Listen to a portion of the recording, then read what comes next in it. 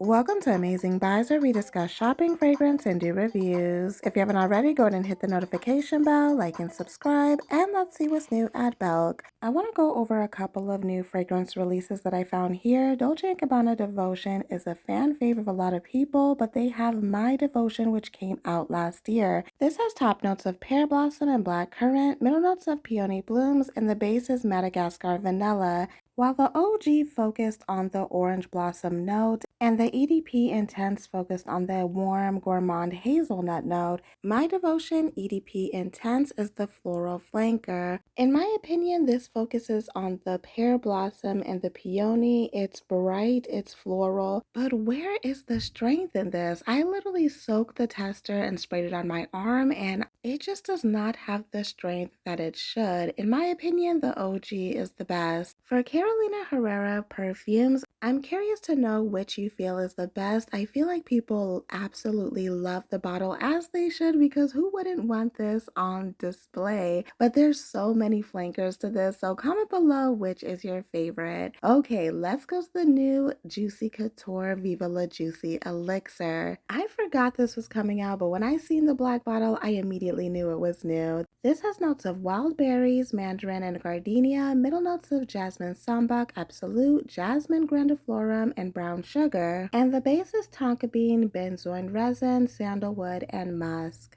As you can see, the notes are very similar to the OG, but this elixir is true to what it's saying. It is stronger, it is warmer. The brown sugar makes a difference. It's warm and it's sweeter than the original Viva La Juicy. I feel like compared to the OG, that one focused more on the floral and berries, while this one has a sweeter, warmer background. I like it better than the OG. What do you guys think about Michael Kors fragrances? Honestly, I feel like they're perfumey, but in a good way. I have a couple of myself. This is Michael Kors Pour Femme Absolute with notes of Pear Delight, Damasceno Rose, and Vanilla. I feel like that's pretty accurate. It's heavy on the pear blossom. Again, it smells perfumey. The regular Pour Femme has notes of mandarin, jasmine sambac, and fresh patchouli leaves. This one is more fresher and perfumey than the Absolute. I feel like it focuses on a fresh citrus with a musky patchouli perfumey scent in the background. I prefer the Absolute because I like the mixture of pear blossom and rose. They do have a men's version of this same scent,